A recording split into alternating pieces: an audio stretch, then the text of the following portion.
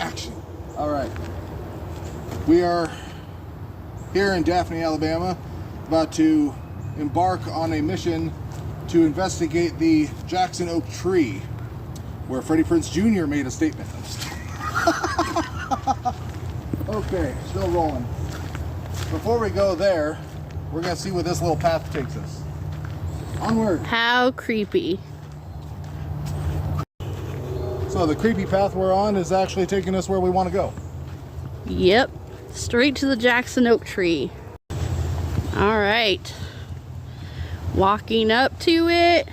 Wow, that is enormous. That's a huge bitch. So upon our research in our handy haunting book, the Jackson Oak tree is one of many sightings of the supernatural.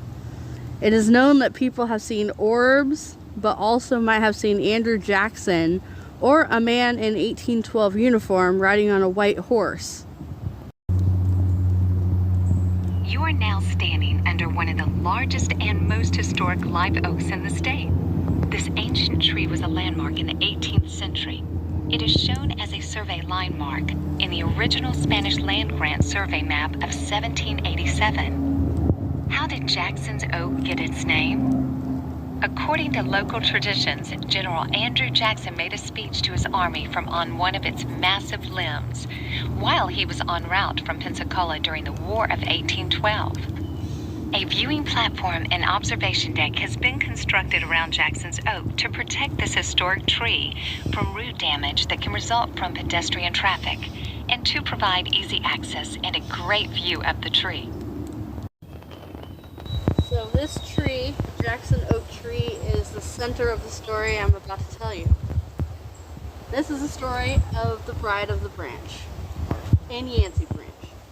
Yancey Branch was named for a survivor of the battle at Fort Mims in 1812.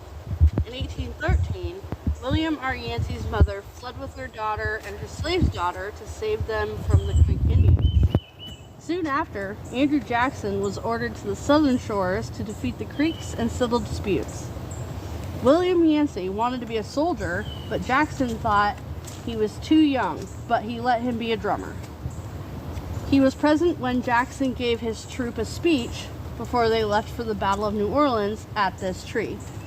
They were victorious. They were all granted land in return of their service. William was granted land near the village, in which he built a family home with his mother. This is what named the creek Yancey Branch. Yancey Branch was a common meeting place for exchange of goods. Because of the heavy rains, the bridge had to be repaired often, and the grounds became boggy and was like quicksand. The Bride of the Branch story began with a meetup exchange where a man named Joshua locked eyes with a woman named Janine. It was love at first sight. They met up a lot in secret and fell madly in love. Joshua, however, had a secret of being a gambler. He was in a lot of debt. He had lost his plantation and hid it from his family. He was determined to win it back with a card game with a doctor from Mobile. After many losses, Joshua was on his last hopes. The doctor's final wage was the woman that Joshua loved, Janine. After winning, the doctor fetched his bride.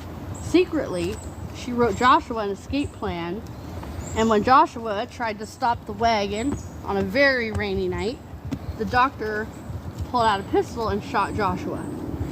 The horses pulling the wagon bolted, throwing everyone about. The doctor got pinned, but Janine was able to run, but got pulled into the quicksand-type mud. She was yelling for Joshua when the rain brought him awareness. He searched for her for months, into years, and people say he just disappeared, only leaving his lantern. People today say they can hear her cries for her love, Joshua.